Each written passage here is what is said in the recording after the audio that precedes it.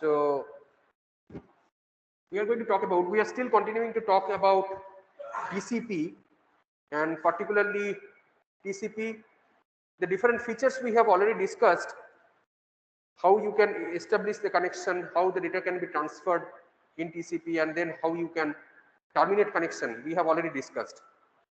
We have also talked about TCP header structure, right? Now, three things are very important at the transport layer, and TCP being a transport layer protocol. Um, so one is that how do you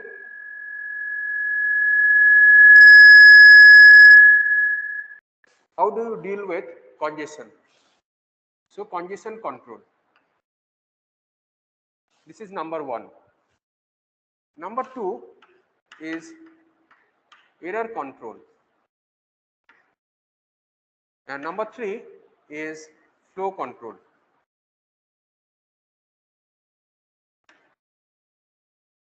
So we will be primarily focusing on congestion control and flow control. However, error control is also subsumed within our discussions on congestion control and flow control. So let us start with the congestion control. So congestion control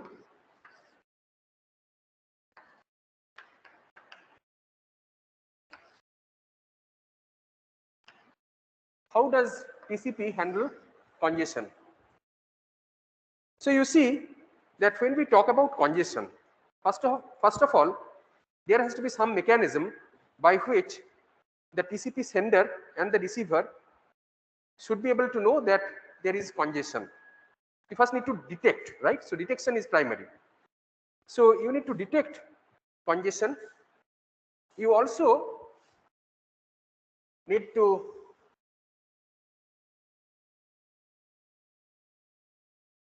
control.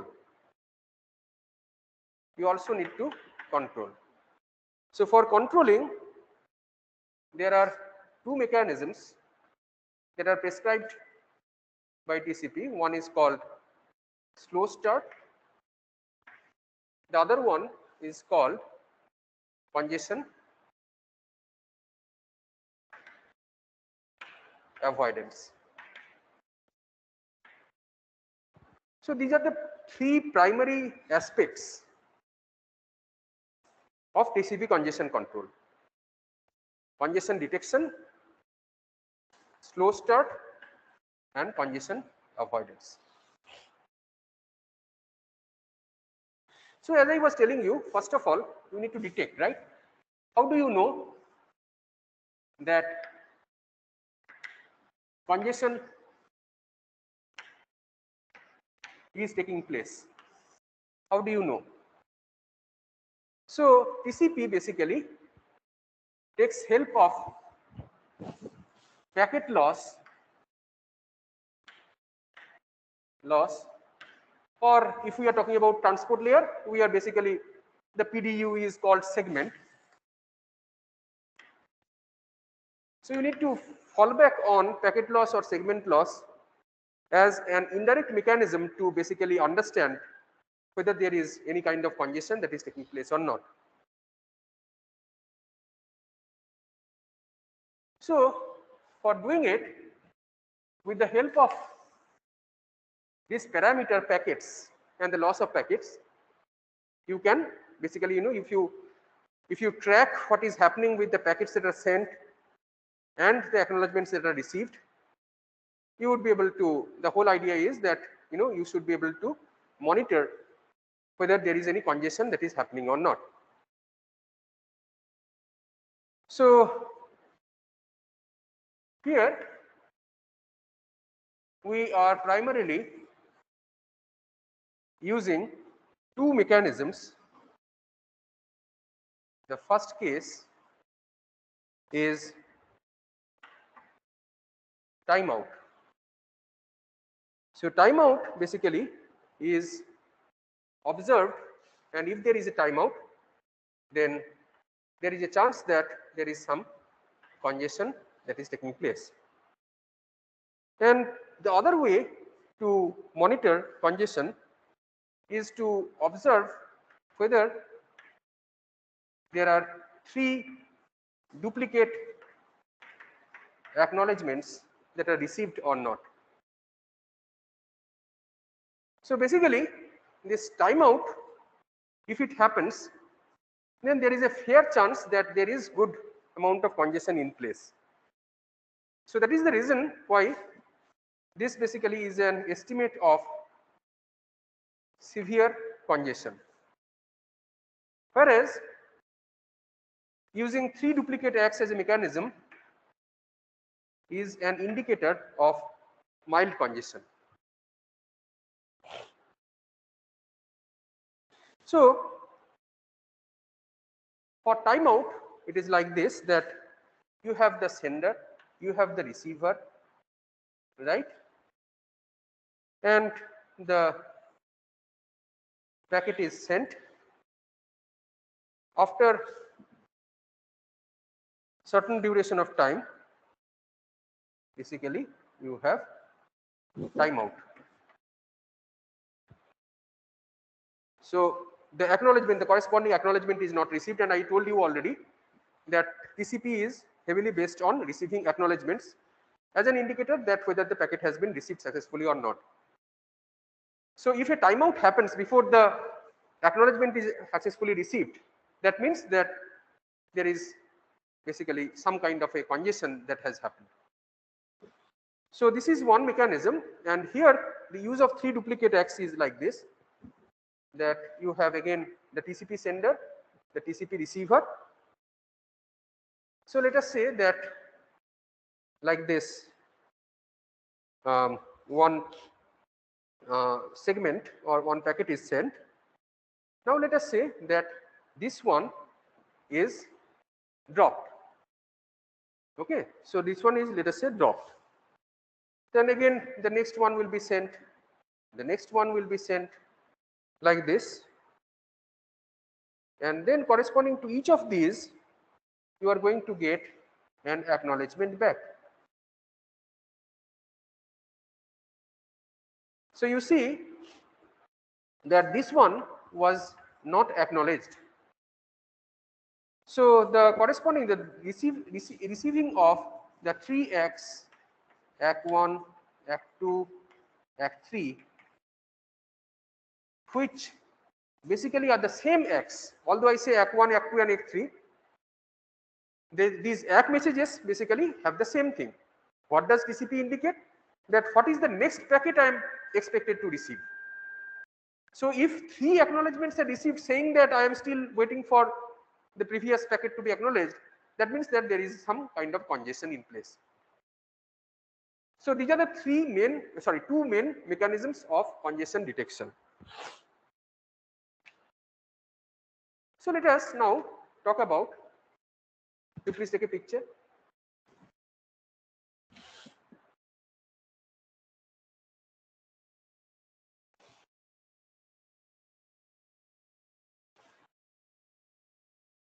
Done.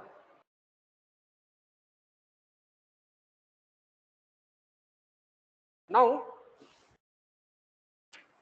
let us see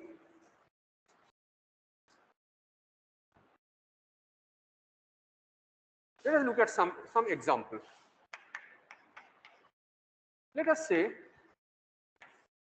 that we are talking about a scenario where WR equal to 64 kb, just an example, okay, 64 kb, MSS equal to, I will explain these parameters, you may not be knowing all of them, 1 kb,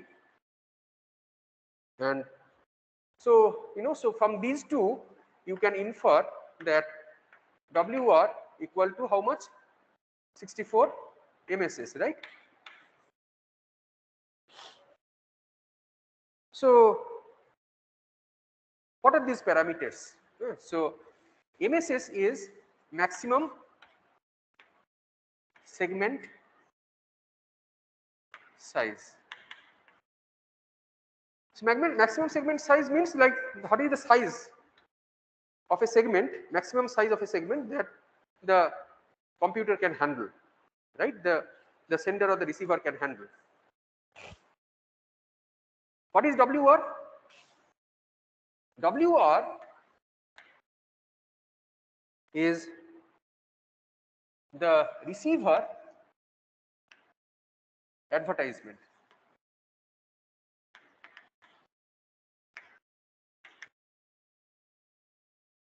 That means the receiver will advertise how much it can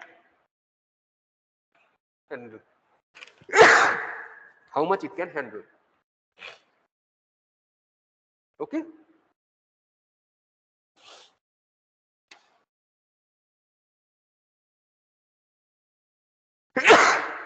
So now this one WR equal to 64 MSS means that excuse me, it can handle the sender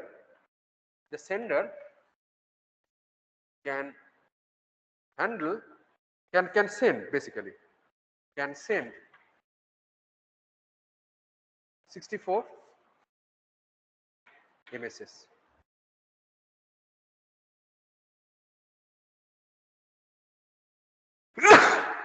So we need to really understand that how these parameters, the size of the advertisement receiver will excuse me.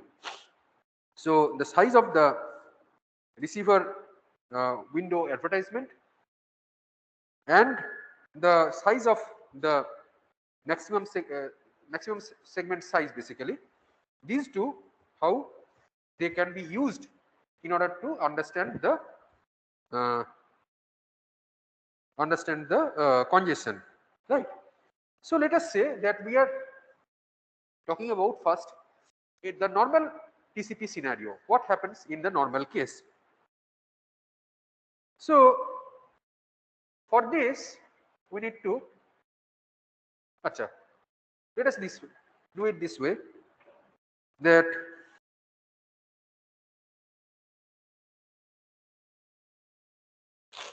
let us consider the scenario. Okay, I will explain this first. Let me write down 1, 2, 8, 16, 32, then 33, 34, 35, 64. So normal TCP, how does it work? It works in two phases. One is called the slow start and second is the congestion avoidance. Now the slow start, the name slow is little misleading.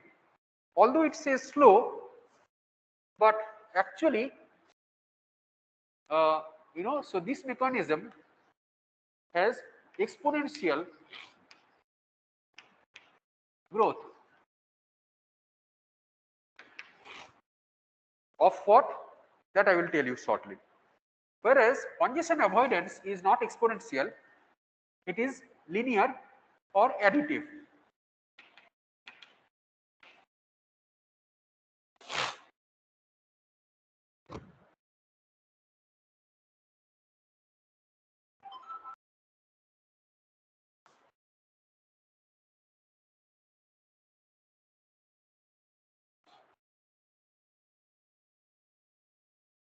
Okay. So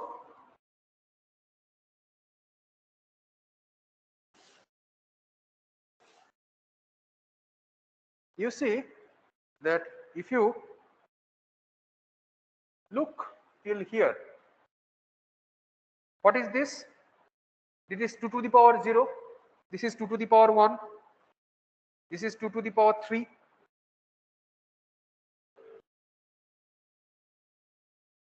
So this is what? 2 to the power 0, right? 2 to the power 1. কি হলো? হ্যাঁ, phone করেছিলে? হ্যাঁ, phone করেছিলে?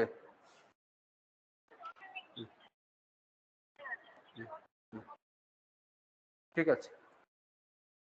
So this is 2 to the power 5. Now you see this is what?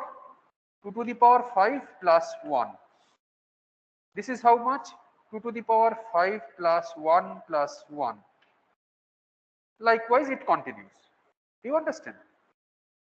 Now the question that I have not answered yet, what is exponential and what is additive? What are these figures? I have showed you a few numbers and you have seen that there is a relation between them. But what are these numbers, first of all? So these are basically the size of the congestion window. These are the sizes of the congestion window. So these are the sizes of the congestion window. How they are going to grow. So this you see it is size, how the size is going to grow, 2 to the power 0, 2 to the power 1, 2 to the power 2, 2 to the power 3. Like this it continues until certain point, until this point. And after that it becomes additive. Now why this point? Why, what is so special about 32? How do you get this 32? This is called the threshold parameter. This is called the threshold parameter, TH. So this threshold is how much? This is equal to WR divided by 2. So what is WR? WR is 64. So it is going to be how much? 64 divided by 2 equal to 32. So this is how this heuristic that you can use, a heuristic that you can use in order to determine the threshold. That means the duration or till when the growth of the congestion window is going to be exponential. That means till when is the slow start phase. After the slow start phase, the congestion avoidance phase is going to be there. Now the question is that why it is like this? Why it is like this? So for this we need to understand few things, which I am going to tell you shortly.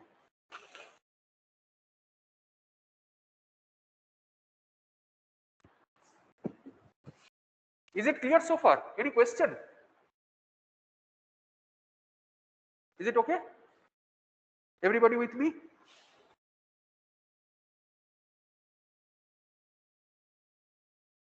So now let us talk about the congestion control phases.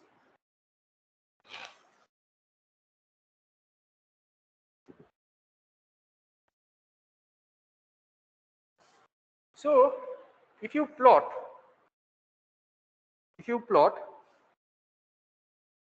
the MSS, maximum segment size, versus time, as against time, if you plot, you will find that congestion control in TCP works in 3 phases. It starts from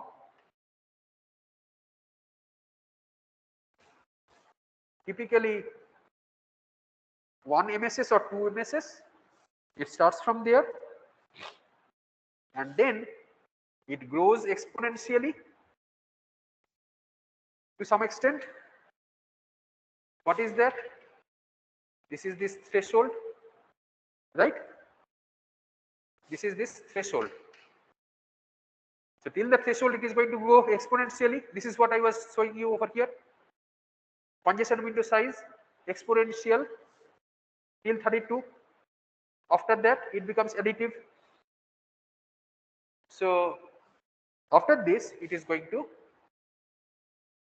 become linear, additive basically, and after that it is going to go constant.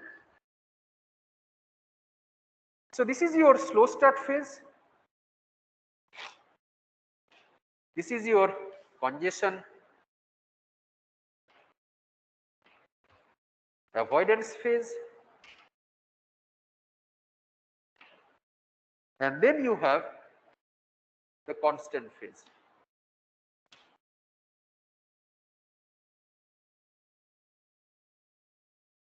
So where does it become constant? From which point does it become constant? This is your 32 MSS and this is your 64 MSS. So after which it becomes constant.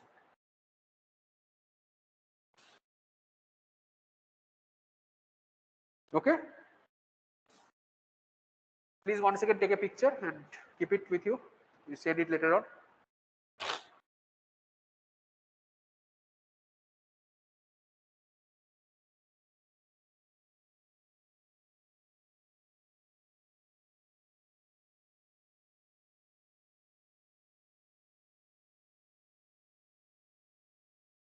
Done? Now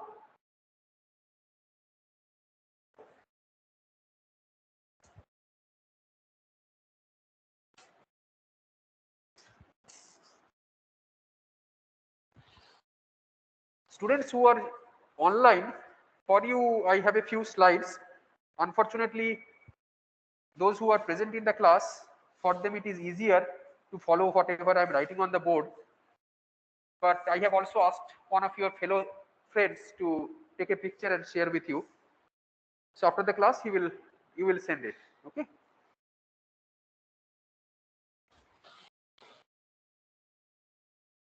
Now,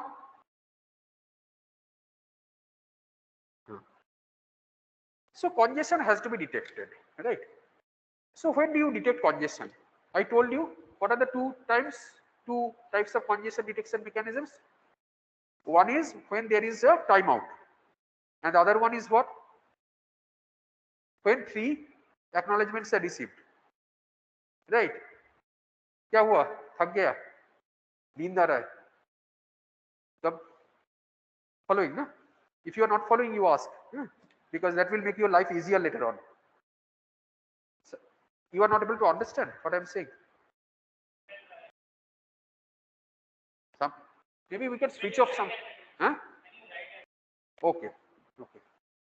So what I'm saying is that if at any time you are not able to understand, you ask, because some of these concepts are little complex if you are trying to understand alone, right? So wherever you are stuck, you ask. So you understand these are the three main phases of congestion control in TCP. Now, so as I said that there are two main ways of congestion detection. One is timeout.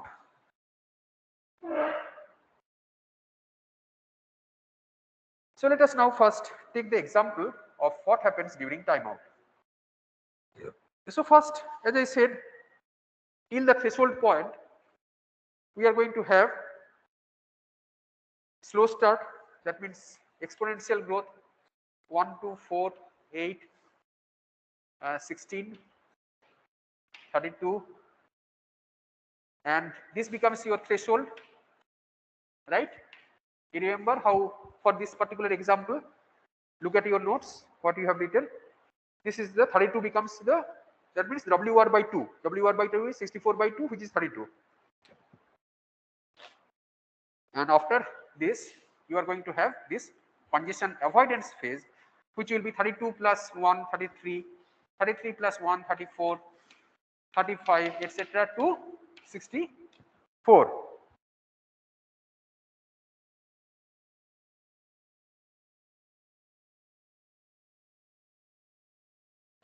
Okay. Now, that's it. So let us say normally it is going to happen like this. Now, let us say that somewhere here there is a timeout. Somewhere here there is a timeout. Okay. So after 34, there is a timeout. So then you have to again calculate. So timeout means that there is congestion. Congestion means that again you have to find out, you have to go back, you have to slow down, right? So that means you have to start all over again. So that means you have to reduce the threshold by half. You have to cut down the threshold by half, start with the slow start phase, go again for congestion avoidance and continue like this. So if you do it, what will happen is this scenario is going to change, and instead of 35, 36, etc., what will happen is you will again have this new threshold, which is going to be 34 divided by 2, because you are now trying to cut down the window size, the threshold window size. So it will become 17. So after this, it starts again 1, 2, 4, 8, like this, 16. After 16, it will be 17, right? Because the new threshold is 17. So it will continue like this, and then it will be 18, 19, like that. So this is going to be your congestion avoidance, and this is going to be your slow start.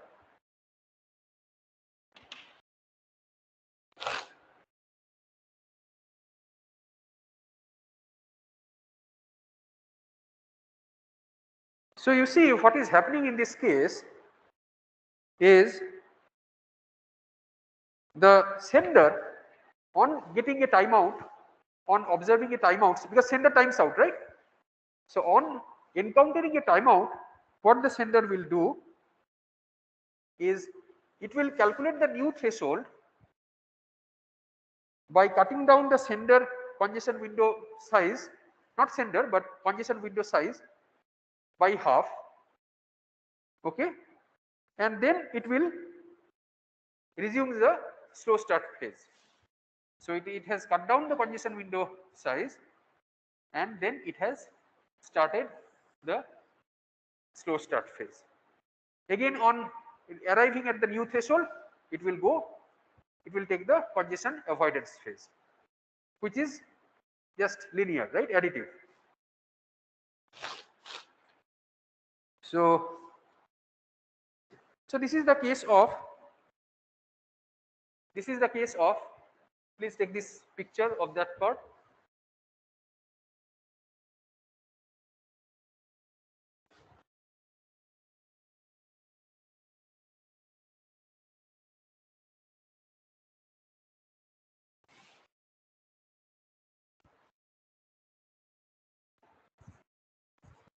Now,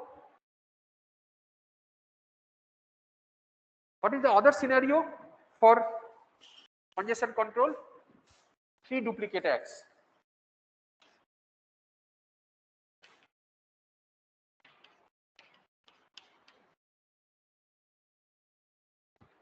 So in this case, it will be like this. Let me just repeat.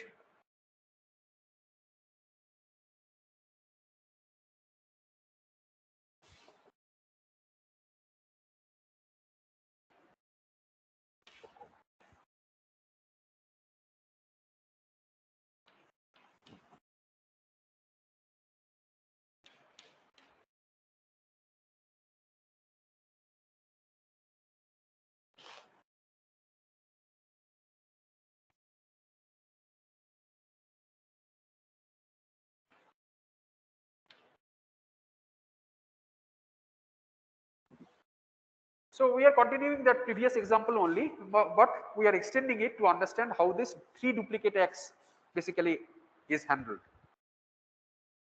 So in this case, let us say that this was the slow start. Then let us say that this is your congestion avoidance like before.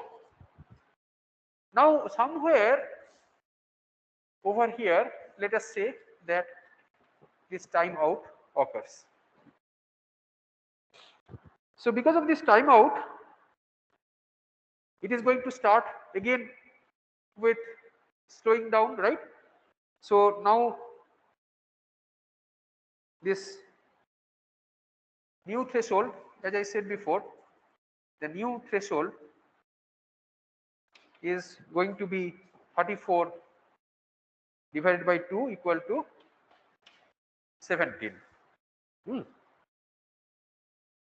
So it continues like this till 17, right? And then let us say that at some point, let us say over here, some point, there are 3 duplicate acts that are received, one after the other. 3 duplicate acts means same acknowledgement, same acknowledgement.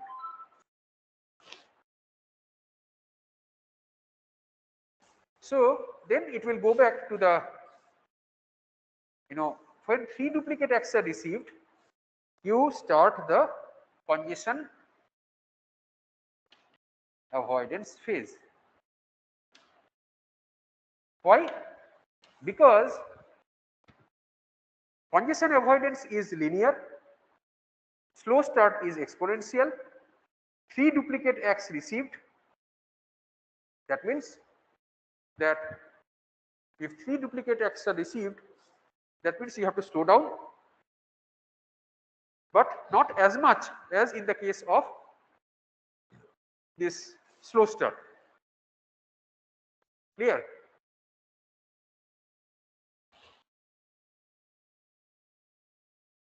So these are the normal mechanisms by which congestion control is handled in TCP.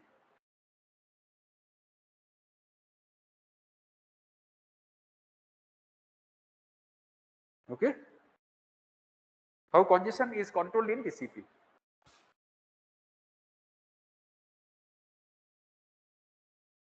So what we will do, we will take a short break now, and after a few minutes we will come back and resume, right? So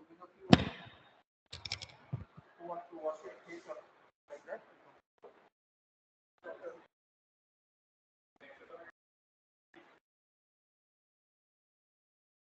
No. So two scenarios are. So first scenario was when you were ready to time out.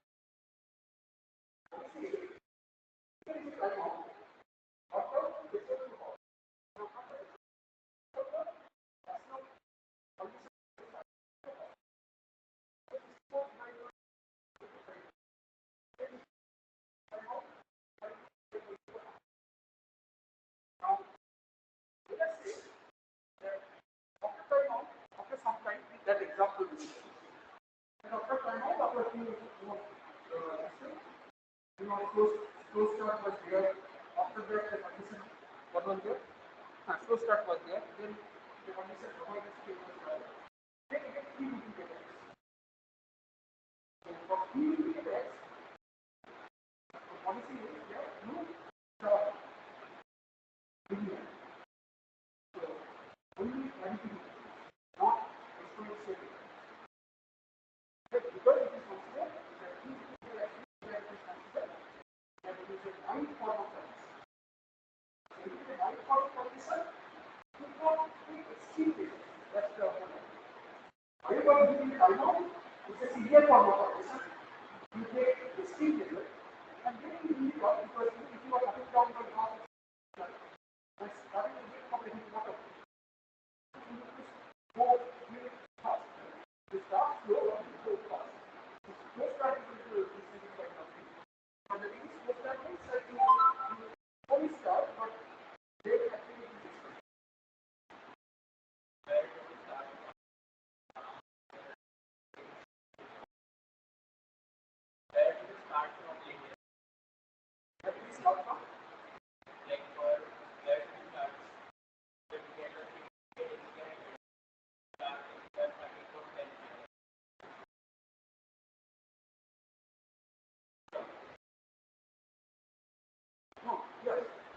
See, 20 divided by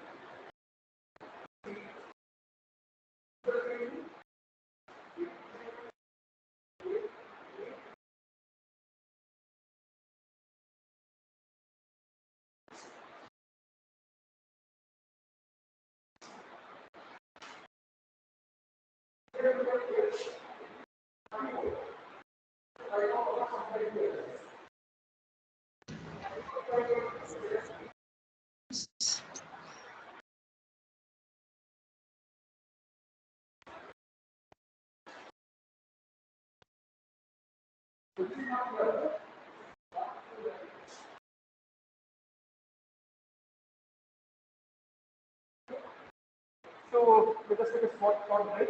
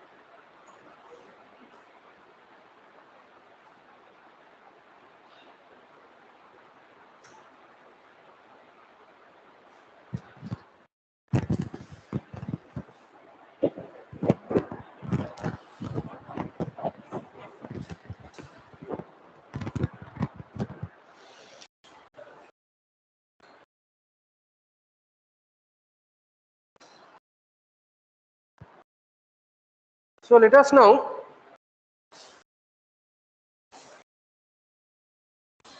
us now try to recap whatever we have covered. काम नहीं हो रहा है.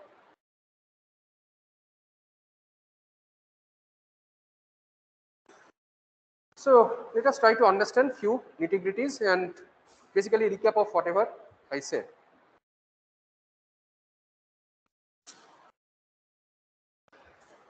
So far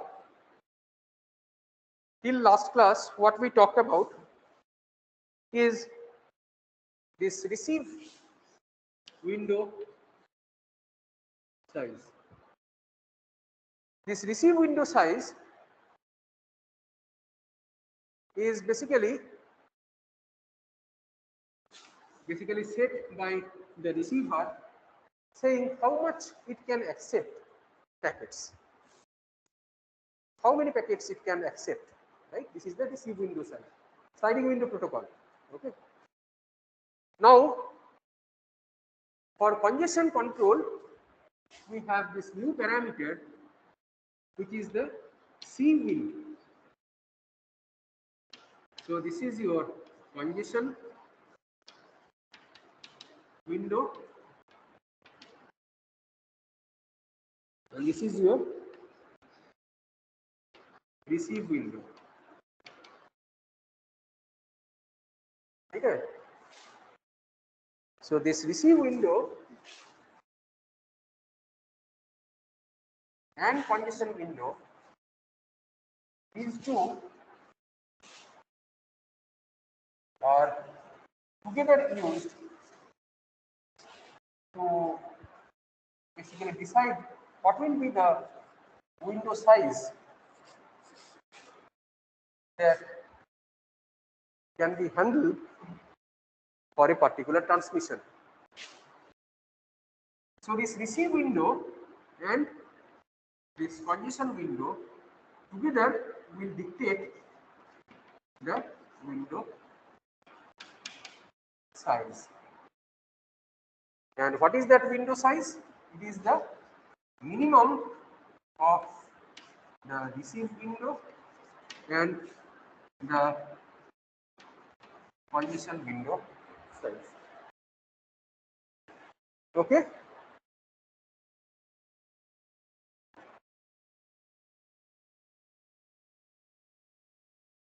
Now this why two parameters? The question is that why do we need two window sizes? Receive window size basically dictates the congestion at the end of transmission. That means the receiver end. Whereas this one, this is basically in the middle. In the middle while in transit, if there is any kind of congestion. So that's why these two window sizes are separately required. So the first is related to the congestion in the middle of the network, and the second is related to the congestion at the end. Okay. Now, whatever I told you about congestion detection a while back with the help of example are given in your slides. So, two mechanisms, I showed you an example, but the theory is over here.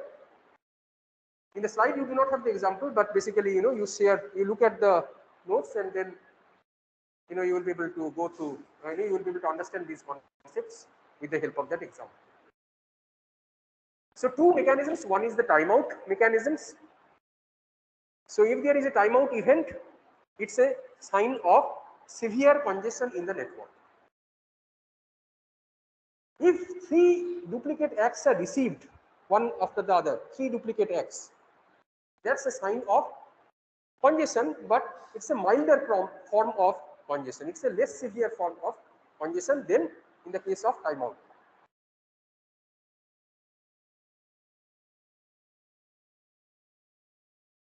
So, what are the policies then? Slow start, congestion avoidance, and fast recovery. So, slow start I already covered. Congestion avoidance I have already told you.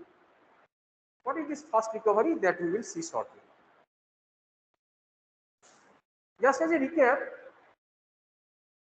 you see that let us say that it is you have this client server kind of sender receiver scenario. Now these different window sizes, how they increase with the successful receipt of uh, successful receipt of the segments. So this becomes 1 RTT. Everybody knows what is RTT by now. Everybody knows round trip time. That means one segment through, acknowledgement received is 1 RTT. So now you see that after 1 RTT, initially one segment was sent. Now 2 segments are going to be sent because the congestion window size has been increased exponentially from 2 to the power 0 to 2 to the power 1. This is 2 to the power 1, right? So now 2 segments are going to be received. Now on successful receipt of the 2 segments, it is going to be increased 2 to the power 4. Now 4 segments are going to be sent. Again 4 segments acknowledged successfully. You increase the window size to 2 to the power 3 exponentially. How long you keep doing it? How long? How long? Till the threshold. Because you cannot keep on doing it forever. You have to have a threshold. What is the heuristic for the threshold? The maximum, the WR, basically that means the maximum window size, receiver window size divided by 2.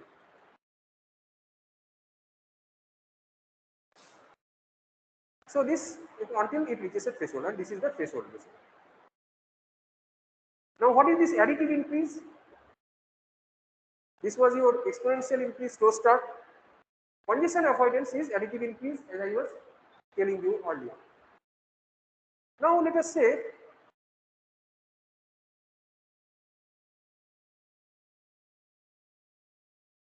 so take this example to show you how additive increase works.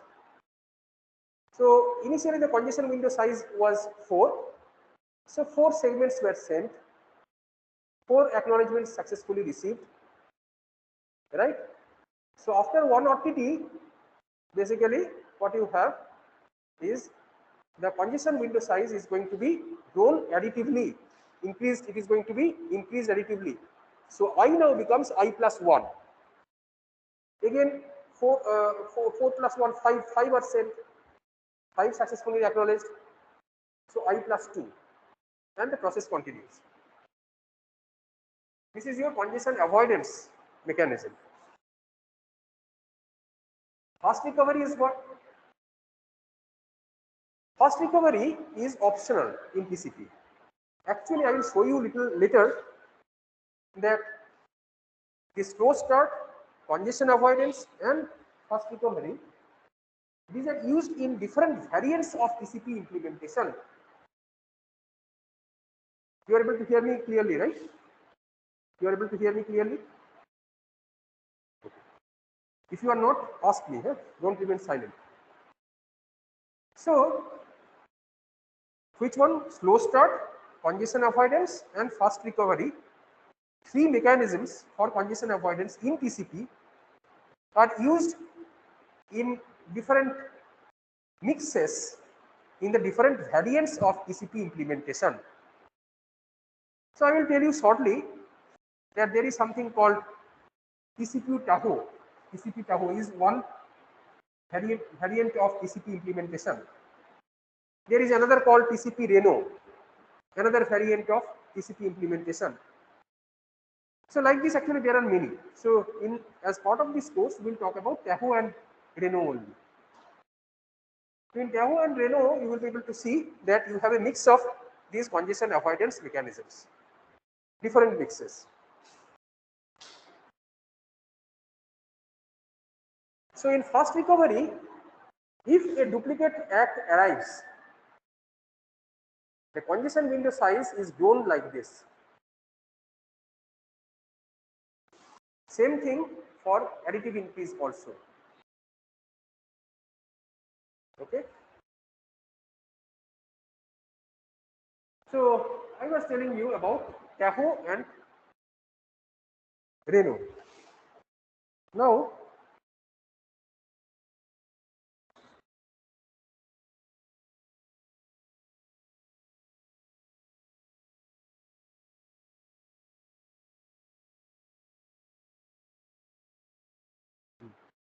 Now let us try to understand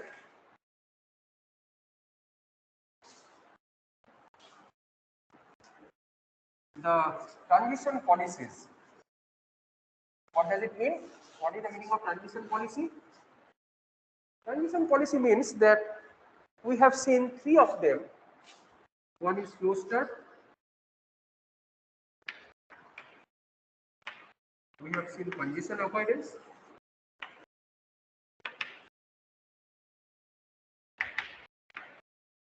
And the other one is what? What is the third one? Fast recovery. Very good.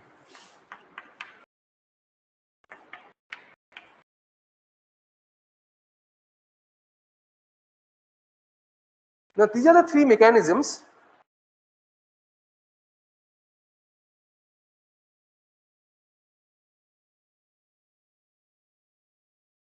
So now the question is, when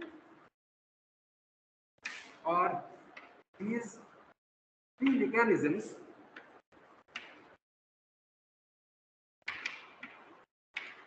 used? When are these three mechanisms used? So this is called transition policies or policy transitions. So here we will talk about only two types of policy transitions. One is called the TCP TAHO, and the other one is called the TCP RENO. Fancy name, right? TAHO, RENO. So what are these? We need to understand.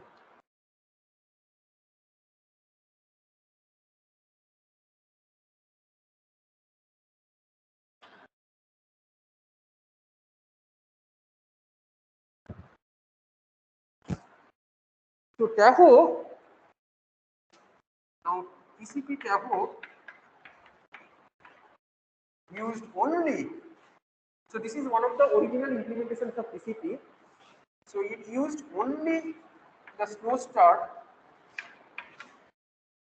and then transitioning to congestion avoidance in its implementation. Only these two. Whereas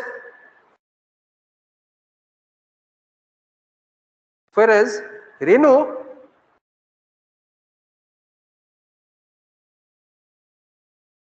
uh, whereas RENO basically used in addition to these TCP RENO also used the, in addition to these it also used the fast recovery.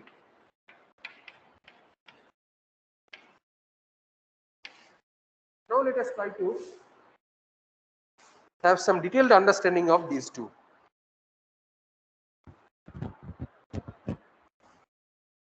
For which, so this is there in your book. If you have the book with you, now also you can refer. Those of you who have joined online, in the 5th edition of the book, it is page 783. You can write down also page 783. Okay.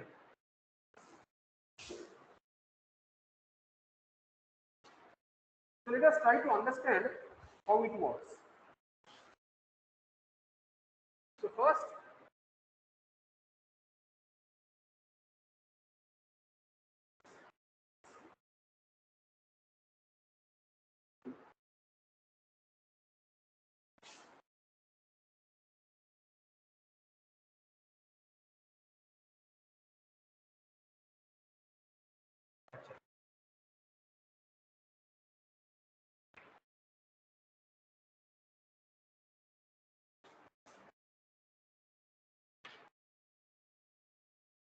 review congestion window. Then this is, let us say, in MSS. So you see,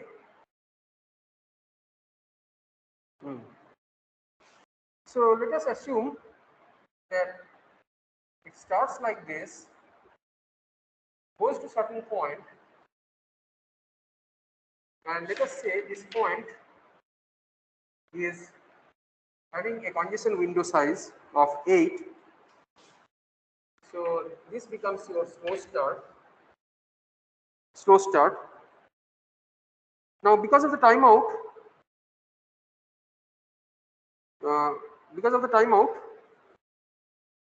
how much will be the new threshold?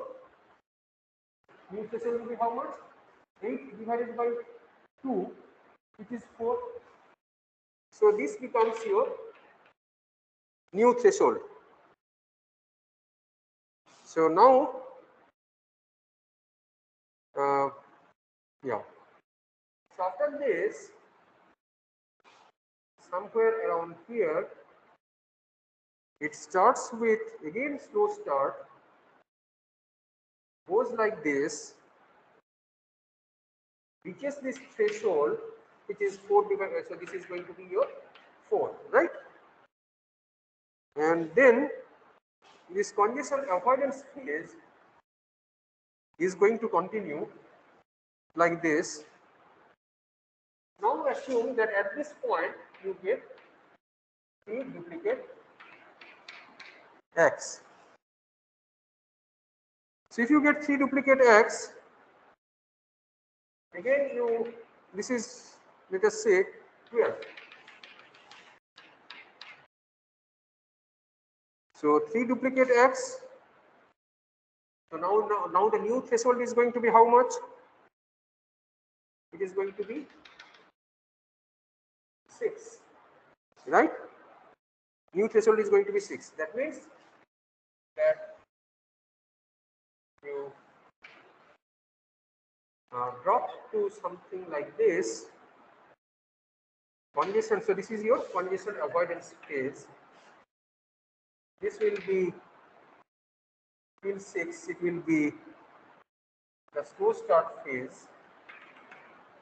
Slow start, okay, and then again your congestion avoidance.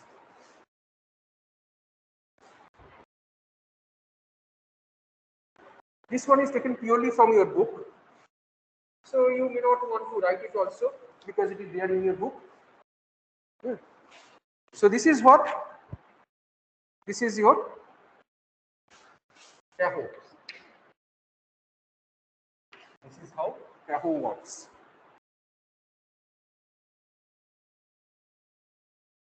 So it's a combination of what? Slow start, congestion avoidance, slow start, congestion, like that.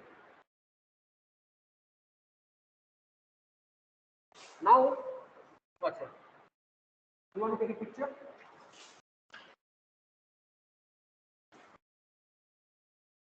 You want to take a picture?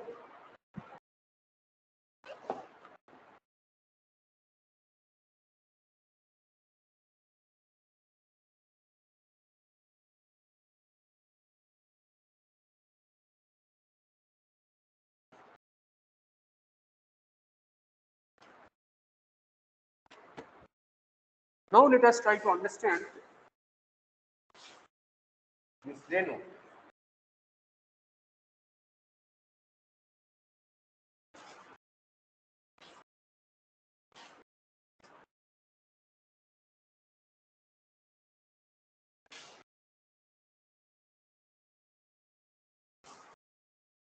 So again, like before, I am going to draw this plot of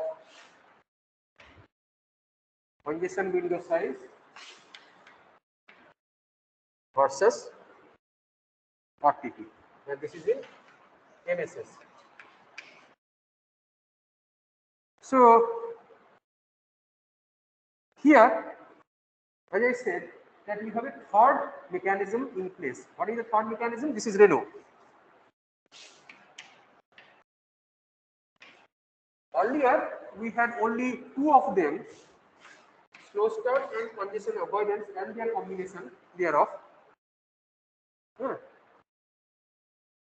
But here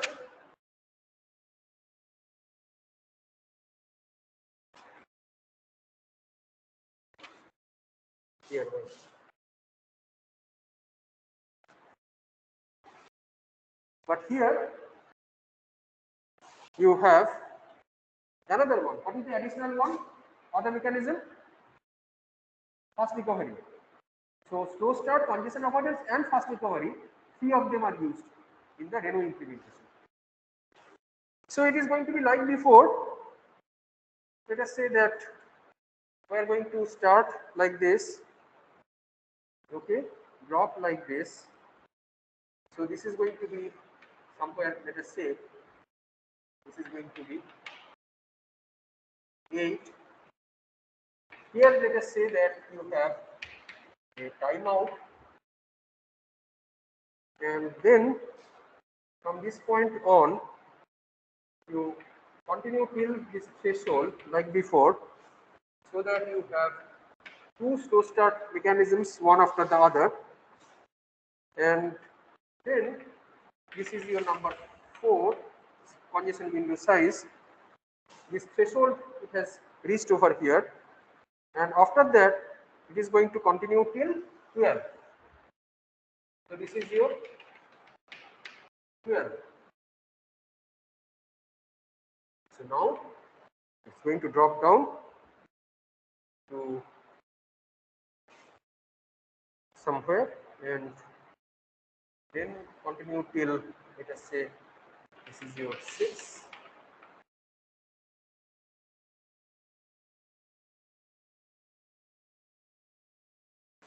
This is your two duplicate tabs.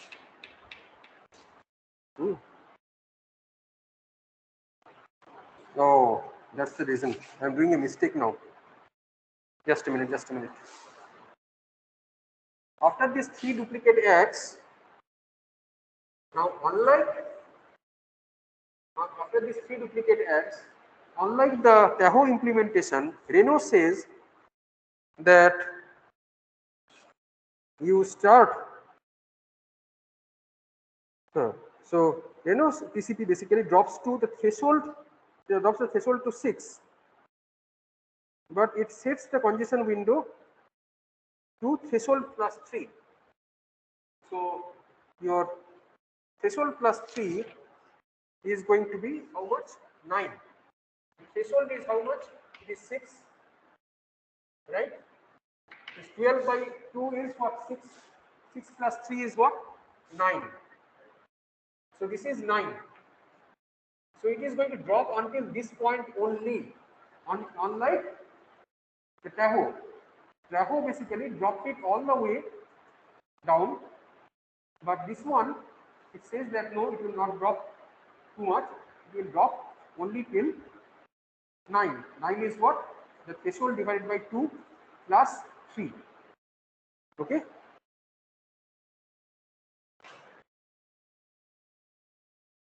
So then, so it will continue like this, and then you get a new acknowledgement.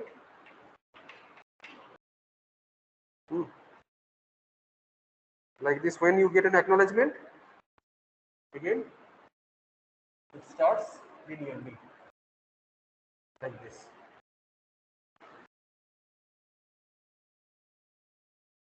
So do you understand? So the difference, main difference between Tahoe and Nano is over here, where this fast recovery is uniform. The fast recovery means that do not shrink the congestion window size to too much less. So put it somewhere higher and recover faster. That is called fast recovery. So if you are asked a question like, so let us say Reno and Tahoe, which one recovers from congestion faster? You know which one, right? So look at these two plots. You need to, I have just taken the essence from your book only, nothing new, all there in your book. Try to understand these two very well because this is very important. Another thing that you need to understand is this FSM, the FSM diagrams for Tahoe and Nano. Plus, previously I told you last class the FSM diagram for TCP working, general TCP. So Tahoe and Nano, slow start, congestion avoidance, and the different transitions of states, state transitions, when these transitions are happening, etc., etc. Based on these concepts that I have shown you, you should understand this very well. Okay? Are you with me or lost? Is it okay or you are lost? Okay. Not okay. Why? Why does it fall out? Fall down? Why does it fall back to 6? Why does it fall back to 6? Where does it fall back to 6? This one? This one? This one? Oh. So again, same thing. So here, when you get, so this is basically what this Reno is saying. It is saying that you got an acknowledgement, a new acknowledgement is received, right? But after that, you continue with your slow and steady increase. But you see that when you are getting an acknowledgement, it's a sign that the packets are getting received. So if you still continue like this, it will be a disaster, exponential, right? So it is saying that you moderate down and you start slow. Additively, you start increasing.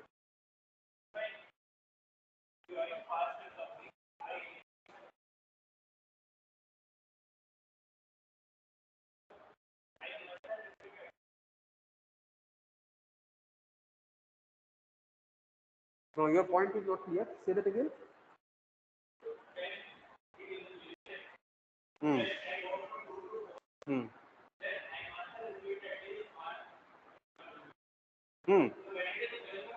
But no. The question is not about, see, acknowledgements we are getting.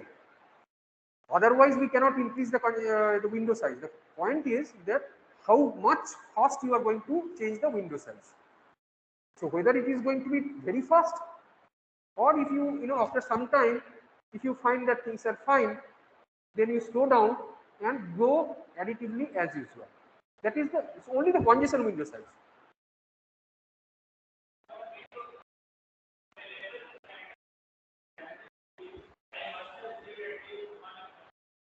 Hmm.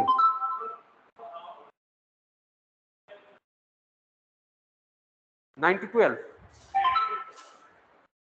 9?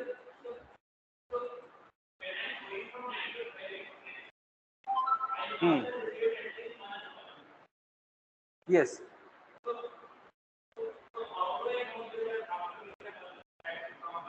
So this is how you calculate, right? So it tells you. So best thing is that you go through different steps. So it is clearly outlined.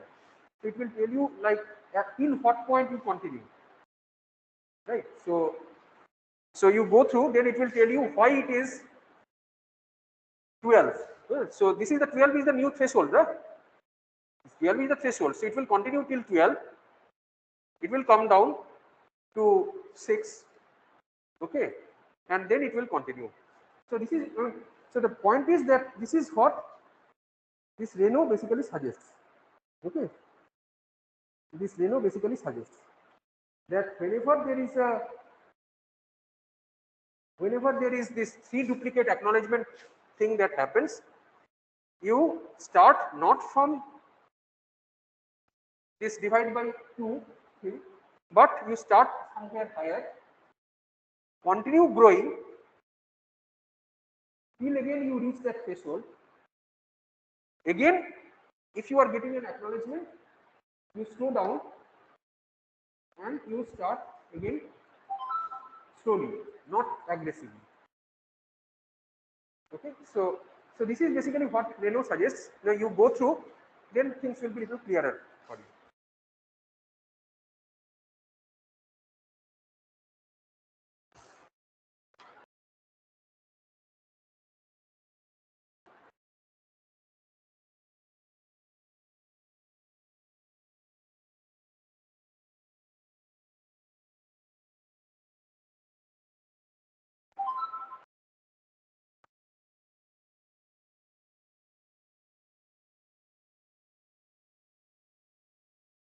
Yeah, so whatever I told you basically. Okay, so that's the thing, that's the logic.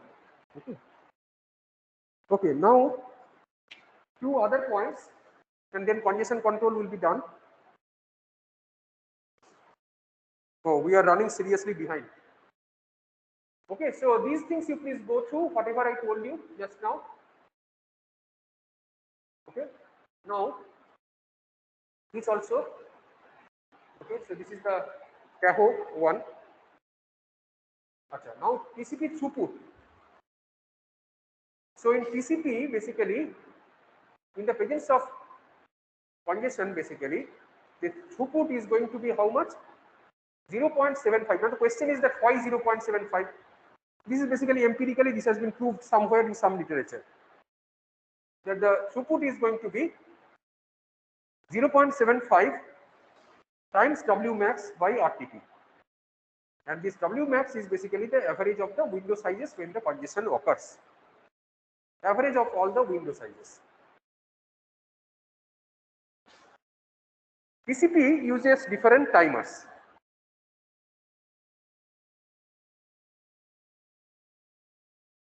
So there are 4 different types of timers that are used. One is the retransmission, persistence, keep alive, and time waits. Now, what is this retransmission timer? So this, to retransmit the lost segment, TCP employs this retransmission timer, which is called retransmission timeout or TO. Remember, this is a important term, RTO. RTO is retransmission timeout. Okay, so this retransmission timer basically times out when the waiting time for an acknowledgement segment, basically after waiting for the acknowledgement till certain duration of time. So the segment is sent, okay, then it times out after certain duration of time, after which it is going to retransmit. This is the RTO. So when TCP sends the segment in front of the sending queue, it starts the timer. When the timer expires, TCP resends the first segment in front of the queue and restarts the timer. When a segment or segments are cumulatively acknowledged, those segment or segments are purged from the queue. If the queue is empty, TCP stops this timer. Otherwise, TCP restarts the timer.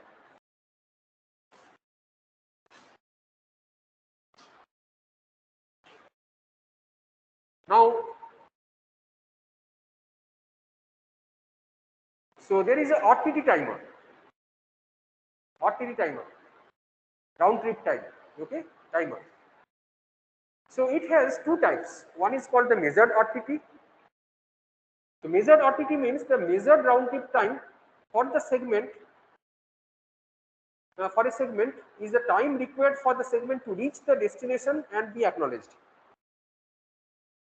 Although the segment acknowledgement may include other segments. Basically in TCP what happens is whenever the acknowledgement is coming, it says that what is the last packet that it is basically expecting, right? So this is where, so in TCP only one RTT measurement can be in progress at any time.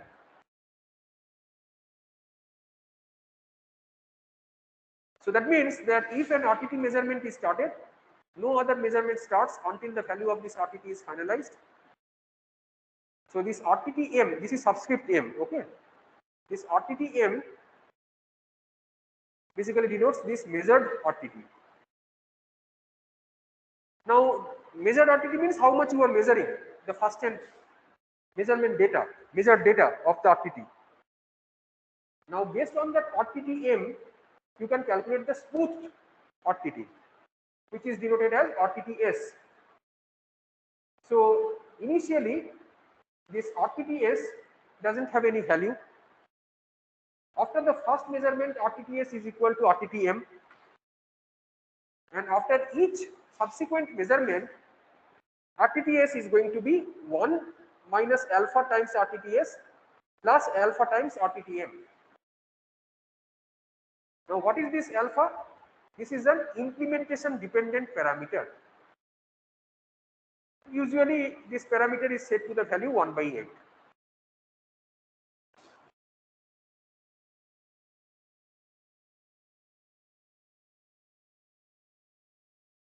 There is also another variant which is called the RTT-D, RTT deviation. Okay. So RTT deviation is calculated in this way. Okay. So again, so basically the first thing is the RTTM, which is through the direct measurement. Second is the RTTS, which is indirectly from the RTTM parameter, depending on which phase you are calculating. You can get a more smooth value of RTT, which is RTTS. And then RTTD is basically this one with with basically showing the deviation. They calculate the RTT deviation. There are a few other timeout parameter, retransmission timeout, RTO is acha. So this is okay. Now this one is important, Karn's algorithm. This algorithm is important, but it is very simple. So there is a problem. What is the problem? And then what does Karn's algorithm state? We will see that. So the problem is like this, that suppose there is a segment which is not acknowledged during the retransmission timeout period. So RTO period, RTO timeout, the segment is not acknowledged. So if that is the case, then you have to retransmit that segment. Now when the sending TCP receives an acknowledgement for this segment, it does not know if the acknowledgement is for the original segment or for the retransmitted one. So the value of the new RTT is based on the departure of the segment. However, if the original segment was lost and the acknowledgement is for the retransmitted one, the value of the current RTT must be calculated from the time the segment was retransmitted. So this ambiguity was solved by Karn's algorithm. So Karn's algorithm says that you do not update the value of RTTS until you send a segment and receive an acknowledgement without the need for retransmission. Very simple, but this is how this particular problem gets solved. Few other timers. One is called the persistence timer. Okay. So when the sending TCP receives an acknowledgement with a window size of 0, it starts a persistence timer. And when this persistence timer goes off, that means when it ends, when it times out, the sending TCP sends a special segment called a probe. Now this probe basically contains only 1 byte of data, and it has a sequence number, but its sequence number is never acknowledged. It is even ignored in calculating the sequence number for the rest of the data. This probe basically causes the receiving TCP to resend the acknowledgement. This is the persistence timer, and then we have the keep alive timer, bunch of different types of timers. This keep alive timer is used in some implementations to prevent a long idle connection between two TCPs. So suppose that a client opens a TCP connection to a server, transfers some data, and becomes silent. So probably the client might have crashed, right? So it transfers some data, the connection is still open, it remains silent. So maybe the client has crashed or something has gone wrong with the client. So if you do not do anything, then the connection will remain open forever. In order to solve this problem, basically, you keep track of so this kind of issue with the help of a timer, which is called the keep alive timer. Then you have the time wait timer. So this is used during connection termination. Okay. So if please go through, I think there is no point because these are like simple things that you should know, right? Not much concept involved. This is something which is interesting and you need to understand very well, which is called the silly window syndrome.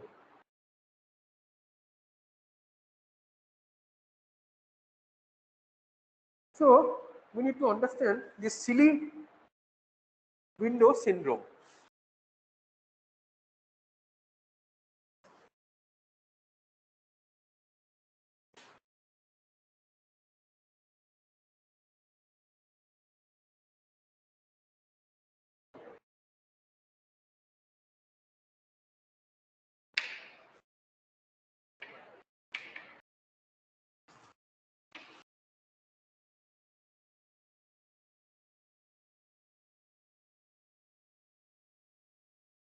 Silly window syndrome. Now you see that certain applications, so you see that when you are talking about a sender and a receiver, there are some applications that are running on top. TCP is just catering to those applications that are running on top. So certain applications can be very slow.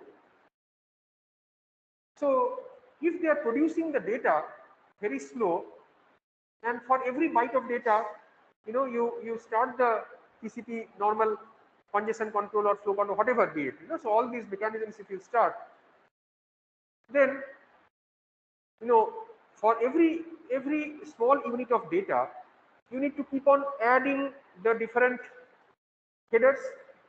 So essentially what will happen, you will have less data but more additional information, which means what, that the efficiency of the channel that is to which it is going, this efficiency of utilization of the channel is going to be very bad. So there are certain algorithms, something called, I will talk about it shortly, like Nagel's algorithm, which says that how do you handle this kind of problem.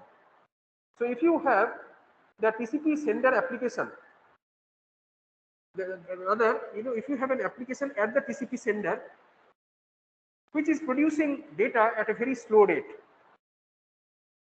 do you keep sending the data as and when it comes from the higher layer up, or you are going to do something different, right? So basically, you have to do something about it, and what it is you can do basically for this, you have these different solutions like Nagel's algorithm, etc. So here,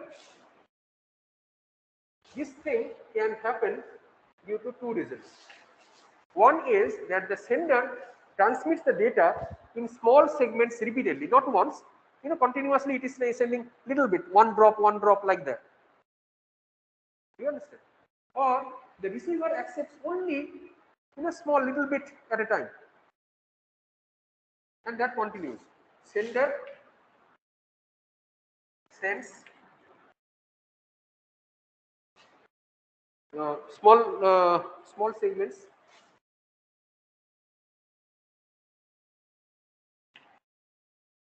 repeatedly is the key word, okay? Repeatedly.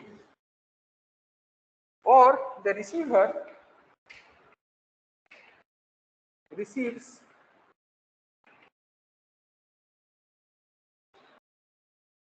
only few bytes at a time, and that too repeatedly. So in either of these cases, the silly window syndrome is going to take effect. So why it is called silly? Because it causes the sender window size to shrink to a silly value. That is why it is called silly. The sender window size is going to shrink and shrink because a little bit only it can send. So the sender window size is going to shrink to a silly value. The window size shrinks to such an extent where the data being transmitted is smaller than the TCP header. Header बड़ा है, actual data थोड़ा सा है. So that's not good. Okay?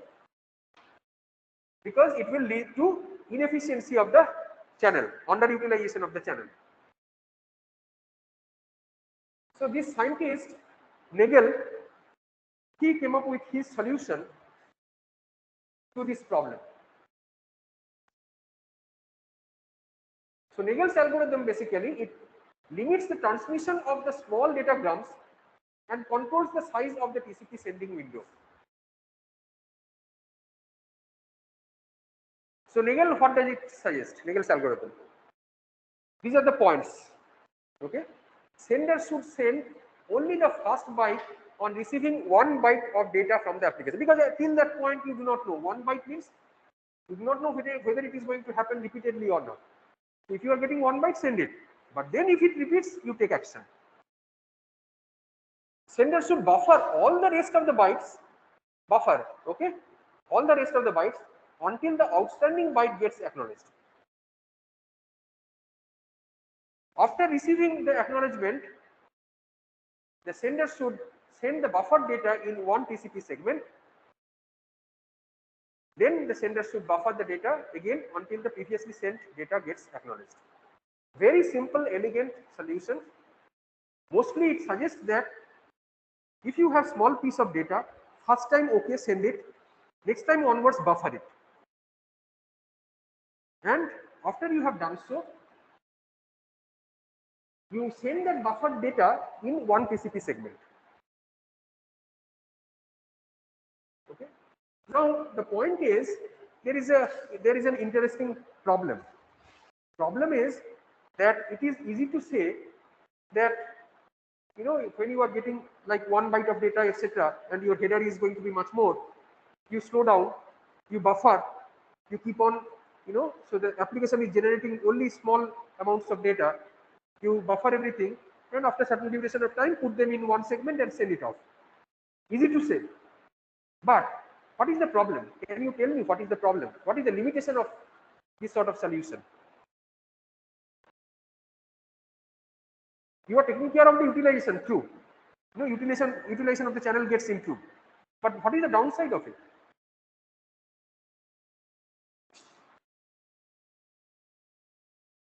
What is the downside? More time.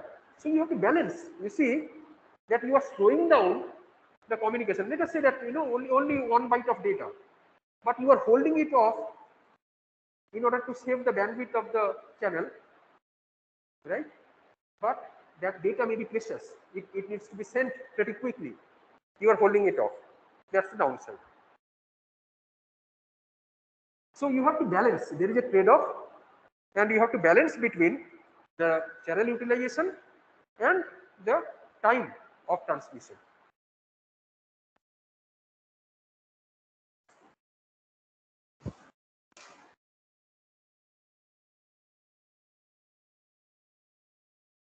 So now we are going to, do you want to take a short break or should we continue and finish it off?